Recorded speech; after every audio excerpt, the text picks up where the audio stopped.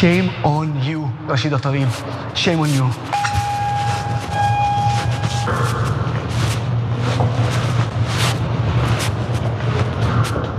I really hope she doesn't take this down.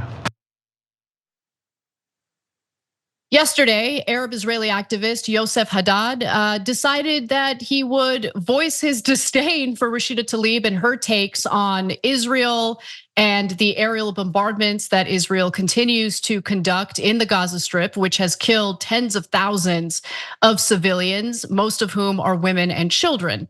Now, you may ask, by draping an Israeli flag over the Palestinian flag, and remember, Rashida Tlaib is Palestinian, and by hanging up those flyers of Israeli hostages, are you really winning anyone over?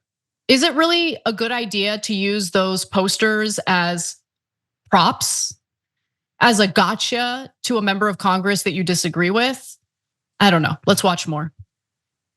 I'm here in front of the office of the anti-Semitic liar Congresswoman Rashida Tlaib, the same Rashida Tlaib that refuses to condemn the terrorist organization Hamas, the same Rashida Tlaib that refuses and turned a blind eye on the atrocities that Hamas committed on the 7th of October.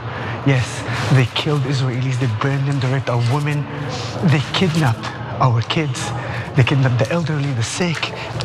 Those kids were kidnapped by Hamas. And Rashida Tlaib doesn't say anything, seriously? So here, I'm putting the flyer for her in order to make sure that she doesn't forget that we have kidnapped Israelis in Gaza, kidnapped by Hamas. And if English doesn't shock her and make her change her mind, maybe the Arabic one will make her change her mind. Rashida Tlaib, stop being a hypocrite, stop lying. Call for the immediate release of the babies and for the immediate release of every hostage kidnapped by the terrorist organization Hamas. This is the right thing to do. If you want to free the Palestinians from the terrorist organization Hamas.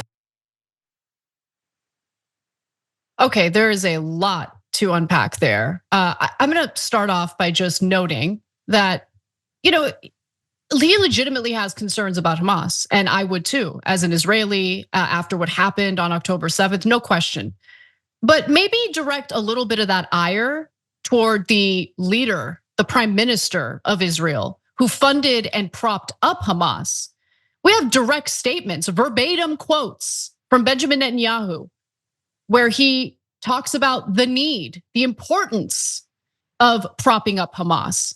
Let's go to March of 2019, where Netanyahu told his Likud colleagues the following: anyone who wants to thwart the establishment of a Palestinian state has to support bolstering, meaning supporting Hamas and transferring money to Hamas.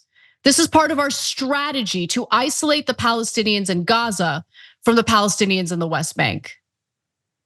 So how about directing that ire toward the person who propped up Hamas, who saw this as part of a smart political strategy, and it ended up backfiring and killing people in his own country?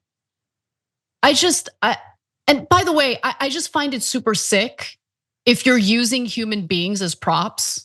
Okay, I did a segment where I condemn people who are ripping those posters down. I don't think anyone should be ripping those posters down. Okay, but in this instance, there's a very clear example of someone doing this as part of a political stunt, as opposed to really being concerned about the people who were previously held captive. Some of them were freed, some of them are still held captive, and they're dealing with Israel's aerial bombardment as we speak. They're also dealing with the IDF now flooding the tunnels with seawater, the same tunnels many of those hostages were being kept in.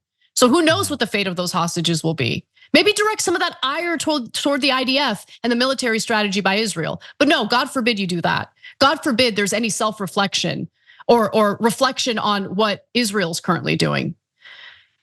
Wow, anyway. Yeah, so look, obviously, we support, people being, passionate about the issues that they care about, protesting. We've supported prior protests in the halls of Congress and will continue to do so.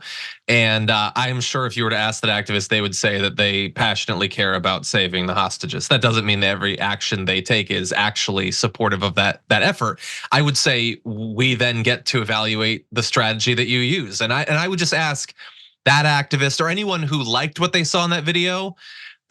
So if Palestinian activists were to go out to the office of a Jewish member of Congress and cover up the Israeli flag, if there was one there with a Palestinian flag, would you like that? Would that be an acceptable thing from your perspective? And I think it's fair to say that it would not. It would not be. So look, but that doesn't mean that it wasn't a good move for him to make. It's not a good move if you're attempting to persuade people. It's not a good move if you're worried that people have been watching the aerial bombardment of Gaza and they're starting to really question the war effort, and you're hoping to sort of like get them back on your side, which you see as having the moral high ground. But if it's just to win plaudits from people who already agree with your side, then I have no doubt that it will be very successful. He could have just taken a bucket of feces and thrown it against her door, and lots of right wingers would be like, hell yeah. It doesn't mean it's a successful like persuasion or rhetorical effort. So I don't like it. It's an emotional release. That's what it is. Yeah, that's what it is. There is a difference. And I think, look, I think not sometimes, a lot of times even the left makes this mistake of confusing an action that's really meant to be about yourself. It's about your emotional release. That is different from a political strategy. A political strategy that's meant to persuade people, to win people over, to win over hearts and minds. And look, so I'm guilty of the emotional releases as well. But as someone who's getting older and who's been working, in the news industry, covering politics for almost 2 decades at this point, I want to see change. And you're not going to get change until you actually start thinking strategically about how to win the policies you want, how to persuade people to come over to our side, how to build broad coalitions. What this guy engaged in did none of that. And 5 minutes after the video that you just saw, the act that he did, he actually went back to her office and shamed the congresswoman again after the posters and the Israeli flag was taken down. Let's watch that.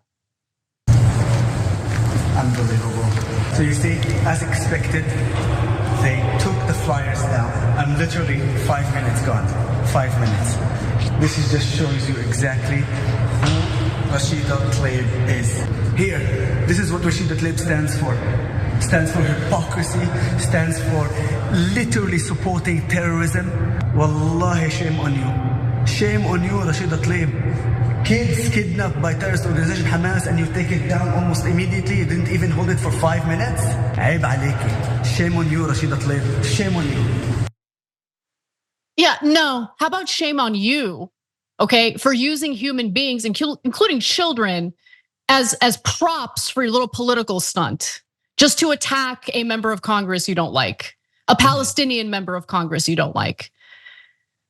And by the way, there are rules against advertising, vending, or soliciting on Capitol grounds. Look, I don't know who took the posts down. I don't know if those posters fall under the category that's restricted in the halls of Congress, but it's section 5104C also prohibits the sale of articles displaying signs and solicitation. Specifically, a person may not carry out any of the following activities on the US Capitol grounds: offer or expose any item for sale, design a sign, placard, or other form of advertising, solicit fares, ALMs, I don't know what that is, subscriptions or contributions. I don't know if this really falls under that category, but it doesn't matter. If it was in fact Rashida Tlaib who took those posters down, I don't blame her, because those posters weren't posted there to make a sound political point. It was posted there specifically to attack her.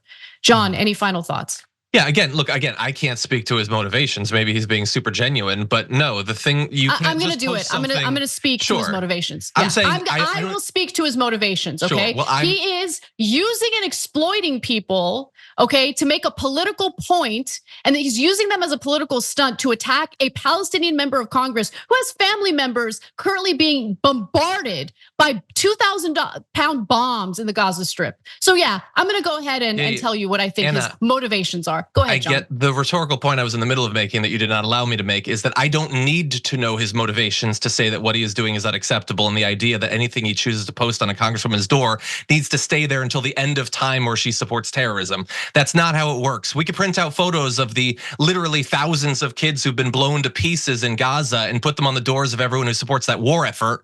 That doesn't mean they're gonna be there for the rest of the time that America existed. That's not how it works. You don't get that. Thanks for watching the video, guys. We also love it if you hit the join button below, because that makes you a member, and members allow us to be independent, honest. We could be as progressive as we want, no corporate media influence, and that's all because of you guys. We love doing the show with our members. Hit the join button, become one of the Young Turks.